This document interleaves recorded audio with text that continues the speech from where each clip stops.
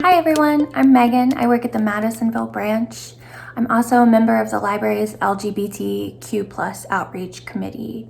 Today on the Queer Poetry Spotlight, I'll be talking about June Jordan, a self-proclaimed bisexual poet, activist, teacher, architect. She was active from the 1960s up through her death in 2002. Alice Walker said of her, "She is among the bravest of us, the most outraged. She feels for all. She is the universal poet." June Jordan started writing at a young age and began publishing her work in the late 1960s. She attended Barnard College in New York City, but left before graduating, frustrated with a narrow curriculum that discluded women, Black and brown poets, and queer folks. In her nearly 4 decades as a professor, she taught at City College of New York, Yale, Sarah Lawrence, Connecticut College, and Berkeley, where she founded the Poetry for the People program in 1991, a program encouraging students to use poetry as a means of artistic and political expression. The first of Jordan's poems I'll be reading is called "I Must Become a Menace to My Enemies." I must become a menace to my enemies. I will no longer lightly walk behind one of you who fear me. Be afraid. I plan to give you reasons for your jumpy fits and facial tics. I will not walk politely on the pavements anymore, and this is dedicated in particular to those who hear my footsteps or the insubstantial rattling of my grocery cart. Then turn around, see me, and hurry on away from the impressive terror I must be. I plan to blossom bloody on an afternoon, surrounded by my comrades singing terrible revenge and merciless, accelerating rhythms. But I have watched a blind man studying his face.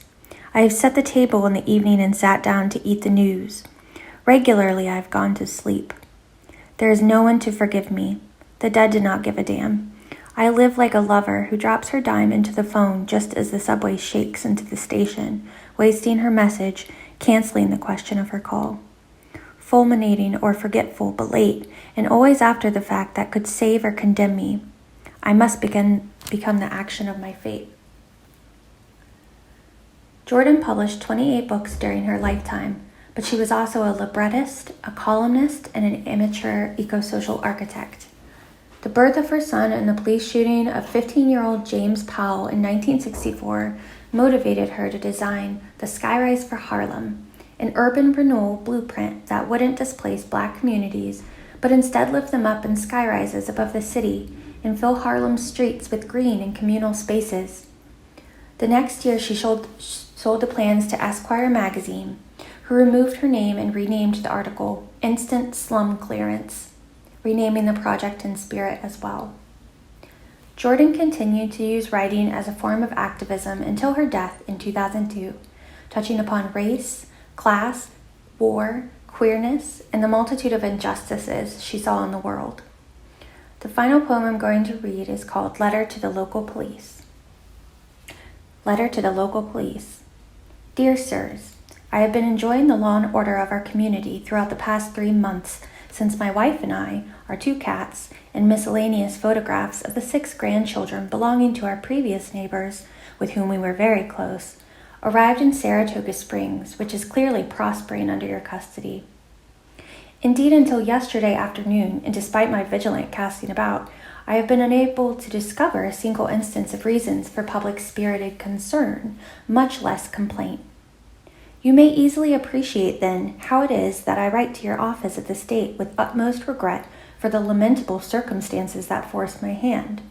Speaking directly to the issue of the moment, I have encountered a regular profusion of certain unidentified roses, growing to no discernible purpose and according to no perceptible control, approximately 1/4 mile west of the Northway on the southern side. To be specific, there are practically thousands of the aforementioned, abiding in perpetual near riot of wild behavior, indiscriminate coloring, and only the good Lord himself can say what diverse soliciting of promiscuous cross-fertilization.